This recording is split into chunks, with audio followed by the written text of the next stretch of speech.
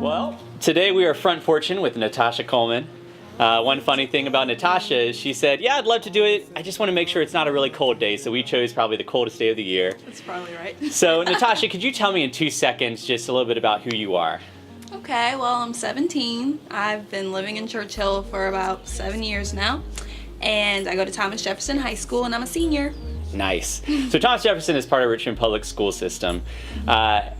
And it seems like a lot of people have a lot of negative things to say about Richmond Public Schools. What are some of the things that, as a student, like you hear people saying about your school system?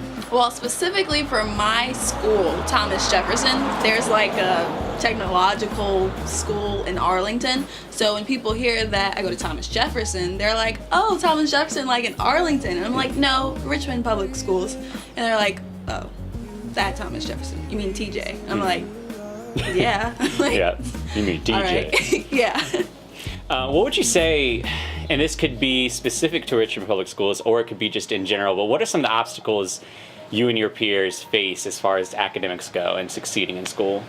I would definitely say resources. The lack of teachers that believe in us. Actually, I think some teachers are just there and they've gotten so used to, I don't know, stereotypical foolishness that they've kind of given up hope on trying to get people ready for college or whatever's next after high school. Yeah. How do you feel like people these days perceive you and your peers?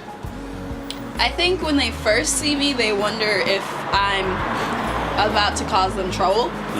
And then when they actually learn that, you know, I'm valedictorian, they're like, oh, wow, you're going to go so far in life. You're going to have all of these great things happening to you. But when you first see me, it's like it's just a negative appearance. And I'd say that's probably the same result for most of my friends. How does that make you feel knowing that you are working hard? How does that make you feel when someone misperceives you? It makes me really angry, actually. I feel like you shouldn't judge me off of my appearance or what school I went to or even the neighborhood I live in. That does not determine how successful I will be. Yeah. So you just mentioned you're valedictorian. Yes. What's your GPA? 4.7. Woo! That's good. Now, so we were just talking about some obstacles. How was it that you came to a place that you're able to become valedictorian and have a 4.7 GPA? How did that happen when your school might be under-resourced and people are misunderstanding and misrepresenting you? That's a really interesting question. Sometimes I wonder that myself. I think I would definitely say God, first of all, just being my provider and putting people in my life to support me to be able to do these things, and just having an ability to learn fast and retain information pretty well. I was no way prepared for like school. My mom was not able to graduate from high school. She dropped out her junior year to support her grandparents. She lived in South Hill, which, if you don't know, it's a rural county. And my sister obtained like a special diploma. She's developmentally delayed. So looking at my family, you wouldn't expect a valedictorian to be produced like that. So to me, it's a mystery, but I think I have an inner drive to keep going because of the family that I've been brought up in. Yeah, that's really good. Are there any others outside of your family that you would cite as being, yeah, you definitely helped me to get to this place? Yeah, I think a lot of the leaders in my Bible study, like Lawson and Amy and Mary Kay, when I started off really young, they helped me with a lot of like my identity crisis, I guess. I think everyone goes through that. Yeah. I just did not see myself as valuable or loved even. And they helped me realize that first God loves me, and then they love me, and my family loves me. And that kept me going when I wanted to give up a lot of the time. Yeah. It's really good. Relationships are powerful. Yeah. You mentioned that when adults find out that you're valedictorian, they get really excited, talk about all the places you'll go. How have your peers received your academic success? I think it's been a mix of jealousy and, you know, appreciation or admiration, I guess I would say. There are several people who, when they hear that I'm doing better than them, and I personally don't think that I try to be the best. Like I don't go out in a competitive way to say, oh, I'm gonna beat you, I'm gonna get straight A's this semester. It just kind of happens. Just my study skills and just the kind of learner that I am, that I'm able to get these grades. So when people suck their teeth or look at me in a different way, it's like, wow, I didn't know that I was hurting you. Yeah. And then, like, admiration, sometimes I'm like, so in TJ, in the IB program, that's what I'm a part of, the International Baccalaureate program, we are not successful in getting IB diplomas. I think since it was started in 2008, we've received maybe 10, and that's a lot of classes that have not gotten it. So they were talking one day, a few of my classmates, and they were like, I bet Natasha's gonna get it. And I'm like, I don't think so. That's so hard to get. Like, who are you talking about? And they're just like, no, you're gonna get it because you're the top and you have to. We look up to you to do this. You have to. So I really appreciate that. They keep me focused on school sometimes when I'm just like, no, I don't know. So it's a good kind of pressure. Yeah. It's good. What's next for Natasha 1 year, 5 years, 10 years down the line? Right now, I've completed 2 applications for full rides, one to James Madison University and then the Gates Millennium Scholarship. I've been dreaming about the Gates Millennium since I first knew what it was, and it's really special to me, and I hope that I get it because I've worked several months. I didn't submit it. I submitted it probably 3 weeks ago, and I started on it in August. I've been working really hard on my application, and I just hope that they see value and are willing to put the next step forward. So getting some kind of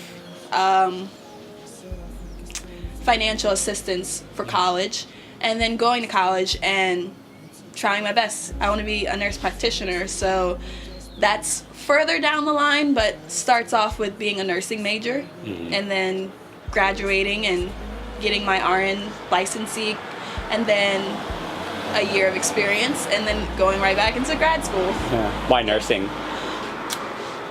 I feel like nursing is a really compassionate career and social career. I like having an impact on people, and I don't see myself as a leader that is authoritarian or like a people pleaser. I think that I impact people the best way when it's just a personal relationship, and I feel like I have had a better relationship with my nurses over my doctors because they actually care about me. They show me preventive ways to like stop diseases that impact like the Black community, like diabetes and high blood pressure, both of which my immediate family have. And I want to spread that to other people. And I feel like nursing is one of the best ways you can. Plus, I've always seen myself in the health field career program. So I have 2 questions that are similar to each other. The first one is, what would you say to anyone that perceives that there are issues within Richmond public school systems and they want to do something? What would you say to them? I think I would say that you should just do it.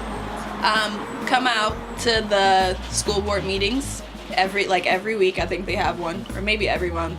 Go out there, say what you have to say.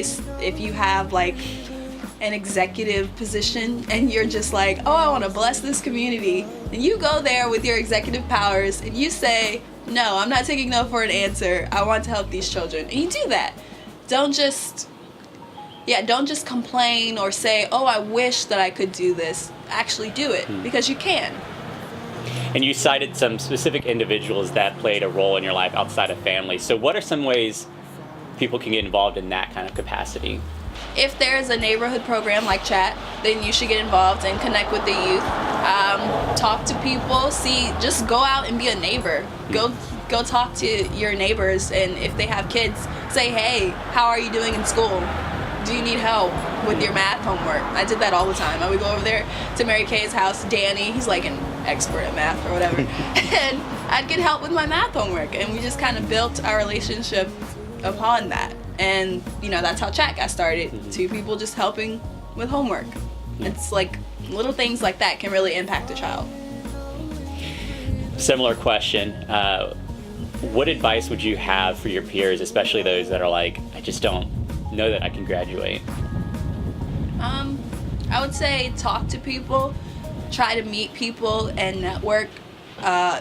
so that when you're having difficulties, you're able to get help for them. Always believe in yourself, because you can make it. You're not a statistic. No matter what anyone says, you can be what you want to be in this world, regardless of what people say. If that means staying up late on one assignment for biology, which I have done several times, then do it, because it's gonna pay off at the end. Like, yeah, sometimes it's cool to skip class, or you think that it's cool to skip class, but it's not. It's not gonna help you get out of your current situation. And yeah, just believe in yourself and try to always be the best. That's good. Closing question I have. How can I pray for you, for your peers, and for your school?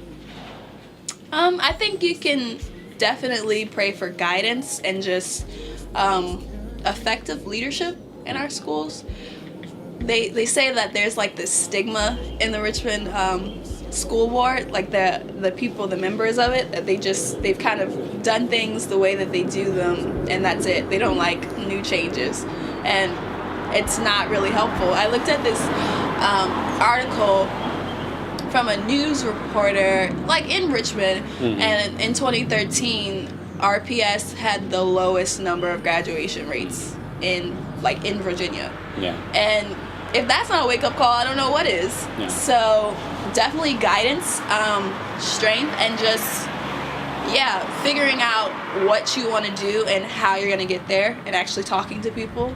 More relationships being open, and I don't know, just overall God's hands on us. And anything else you want to share?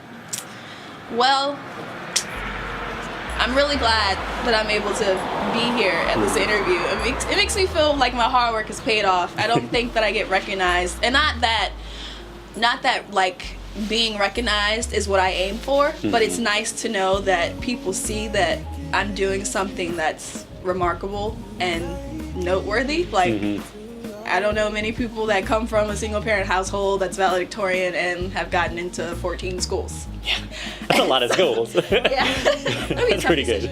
Tough decision. Yeah. But so it's been really great to do things like this and be recognized, and I don't want people to think that it's easy, because it's not. A lot of people are like when they look at my SAT scores, they're like, oh, you could have done better. I'm like, well, I do pretty well for an RPS student. I think our highest, overall on the 2400 scale is like a 15 something from an all AP school. I do pretty well. And encouragement is great. Yeah. So to stop those kind of attitudes where like, oh, I come from a family that doesn't have these problems, in a neighborhood that doesn't, they don't experience poverty, or they've never had to worry about where their next meal is coming from, or how they're going to pay a light bill. And you really have to step inside someone's shoes to understand their struggles and what success means to them, because my success is not going to be the same as someone else's. And that doesn't mean that it's not success. So Well, thank you so much. I really appreciate you taking the time, but I just appreciate you in general. And thank you. For being 17, there's a lot of wisdom that you just poured out onto this porch, which is great. But I just love just the role model that I think you will be, but also already are for so many youth in this community. So thank you. What you really know about freedom? What you really know about burdens being lifted? Take a little moment just to breathe. Open up your ears and allow your heart to listen to the whisper that carries through the ages. Heaven's revelation, simplified equation, love God, love yourself.